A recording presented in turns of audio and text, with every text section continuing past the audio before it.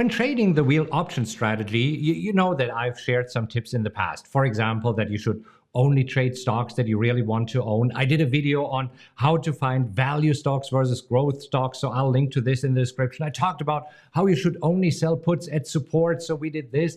But today, I want to share something that we have talked about in our mastermind quite a lot over the past few months, but I don't think that I've shared it with you yet. And so we want to do that today. Let's go to the chart here. Now, when trading the wheel strategy, you know how it works, that usually first step is that you're selling puts and collecting premium, and then you might or might not get assigned the stock. So you must be willing to own the stock. Now, one of the stocks that I recently traded was CLF, Cleveland Cliffs. They are in the non-energy minerals in basically steel. First of all, is this a value company? Yes, I believe. Support, you see, when I traded it, I was selling the 20 put. So this was some solid support. We broke below, but we are trading right there, as you can see right now, 1986. So that is okay. However, when now you run the wheel scanner, you might actually see that maybe you have X popping up there. So let's take a look at X, which is US Steel. You see, US Steel looks very, very similar, the chart, doesn't it? Well, it's because they're both in the same industry. Now, here's the interesting thing. If we go to CLF and then we overlay the chart of US Steel, we see that these two stocks are super highly correlated. You see, the orange one is the chart of US Steel, and the regular one here is the chart of CLF. We have a very, very high correlation here. But this is one of the things that you might not know, and you can use these overlay charts. But then you see, as you zoom out, the whole thing changes, right? So as you zoom out, a while back, they weren't as strongly correlated as they are right now. So recently, the correlation as we zoom in seems to get stronger. Now, here's something that we just released in PowerX Optimizer, and this is especially when you're trading the wheel, an asset correlation tool. What does this mean?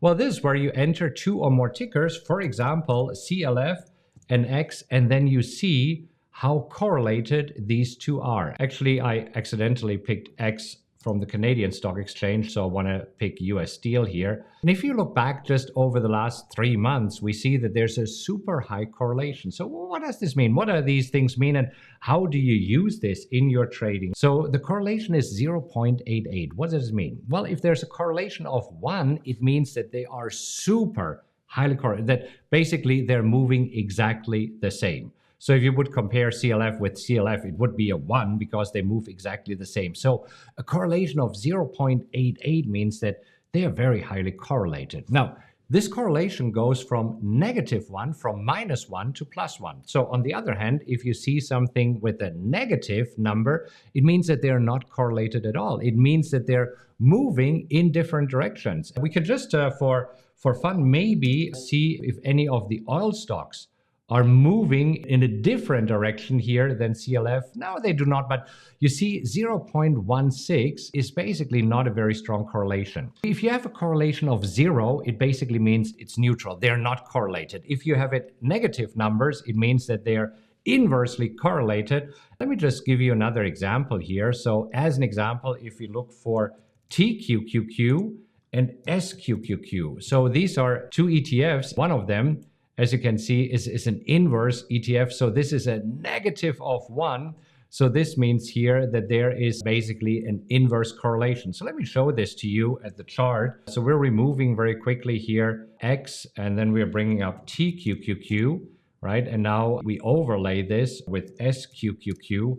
You will see that they are moving exactly in opposite directions. As we're going lower here in TQQQ, we are going higher here. You see, they're directly inverse correlated, and this is why we have here a correlation of -1. How do you use this, and why is this important when you are trading the wheel? Let me just show you a few of the positions that I'm in right now. One of the stocks that I own is ADI. Another one is CLF, Cleveland Cliffs. Another one is DHI. So these are stocks that I own. If you look over the last 3 months, we see that surprisingly, DR Horton is somewhat correlated to ADI, analog devices. It's a little bit surprising here because if we look at the wheel scanner and we look at at ADI, we see that ADI, so they're in the technology and semiconductors, and DHI, as you know, that's Dr. Horton. So these are home builders here. So I'm very surprised that they are correlated, but this is why it is so important to have this correlation tool. So ideally, you want to see a correlation that is less than 0.5. Anything above 0.5 means that there's a strong correlation. Anything above 0.7 means that there's a very strong correlation. And I would strongly discourage you from taking trades of stocks that are highly correlated. So for example, this is where we said if we have this popping up on the scanner right now, you see that there's a very high correlation. This is why it is dark orange here. And this is where you say, oh, okay, I should not trade this because I already have a stock that is very similar in my portfolio.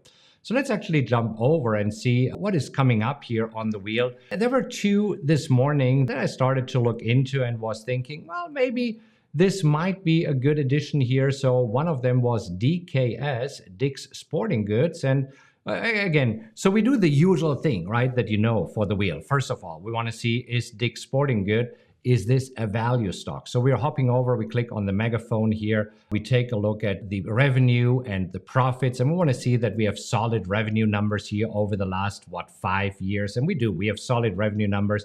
We have profits. I mean, they're in the retail business, so the profits are rather slim. We can take a look at quarterly, and you also see very solid numbers here. So this is definitely something that I would consider a value stock. Another hint here is that they are paying a dividend of 1.6%. So value stocks are usually the ones that are paying dividends. Growth stocks are not paying out. They keep all the money to keep growing. And the PE ratio here is also rather low at 8.45. So compare this to something like a crazy Peloton. Well, with Peloton, we don't have a PE ratio because they're not making any money. But maybe we can hold something up like Tesla with a PE ratio of 188. Anyhow, so going back there, this is where we have a value stock, right? And we talked about this. I did a whole video on this. I'll link to it in the description. And I want to see, is there some solid support? And this is where we have the lowest close indicator here, which is the blue line, which basically tells us what was the lowest close over the past 8 weeks. That's what we are looking for.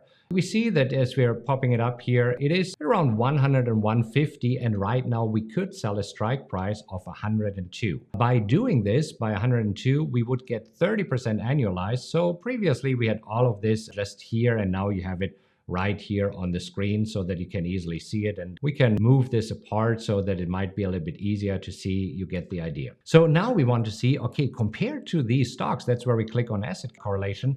Compared to the stocks that we already have in the portfolio, is there a high correlation? And this is where we see that no, everything is green. DKS compared to ADI, CLF, and DHI has a correlation of 0.38, 0.20, and 0.33. So since these numbers are below 5, it means there's not a whole lot of correlation. And we can just take a look at this. So if we are taking, let's actually bring up DKS here on the charts, and then we overlay this with, for example, ADI. We see the orange line is ADI, and we see, yeah, there's not really a lot of correlation going on, right? This is where we can make sure, okay, I like to look back over the last 3 months, but we can also see over the last 6 months, and you see over the last 6 months, I mean, all of the stocks that I would consider having here in my portfolio are not very correlated. So this is pretty good. Now, on the other hand, let's just see what else popped up today. So another one where I thought, yeah, maybe we can take a look at Win here. The strike price was a little bit too high for me. Let's see, oh, Camping World popped up again. Let's see, Camping World.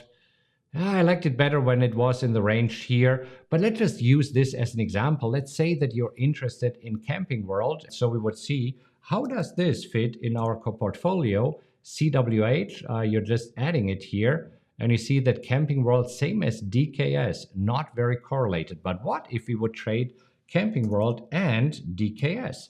So is Dick's Sporting Goods and Camping World somewhat correlated? Okay, I must say, I'm a little bit surprised. I thought that there was a stronger correlation between Camping World and Dick's Sporting Goods because in the broad sense, right? I mean, they're both kind of recreational stuff, right? I mean, Dick's Sporting Goods, fishing gear, tents probably, right? Hunting gear. And then you have Camping World. campers, RVs, right? So I would have thought that there's a higher correlation, but apparently there is not, which is good. So we also want to look back here over the last 3 months, and we see that over the last 3 months, no, there's no correlation. So this is actually really surprising and cool. So that's why I thought I share this with you, because I believe it is important that, when trading anything, I don't think it is that important for the Power X strategy, but definitely for the wheel strategy, or also if you have a portfolio. So not only for the wheel strategy, this correlation tool here, you can compare up to 10 different symbols. So let's say that you have a Tesla in your portfolio. Pay close attention that I'm not adding the Canadian tickers here. So Tesla, and let's say that you have an Apple in your portfolio, and what else? Maybe a Facebook. So this is where you see, okay, if this would be your portfolio, that there is actually a pretty strong correlation between ADI, Tesla, and Apple. You see, with Apple, it's 0.62. This is why I think it's just interesting also to see that there's a correlation between Tesla and Apple of 0.62. Again, I would be more concerned if it is more towards 0.7, and this is where we said earlier, you see the different orange shades. As soon as we pop above 0.7, it will be a very bright orange here. Anything that is just dark green or light green here, you know that you're very well diversified. And this is what this is all about. It just helps you to see how diversified are you, not just by you guessing, but looking back over the last 3 months, 6 months, 9 months, or if you want, you can look back over the last 2 years if there was any correlation. I personally think that the last 3 months or 6 months are more important here than overall the last 2 or 3 years, right? You want us to see what is happening here right now. Anyhow, wanted to share this little tip with you, and if you find this helpful, just click on like, and there's a few other videos popping up right now that explain more tips and tricks around the wheel strategy. So check these out, and I'll see you in the next video.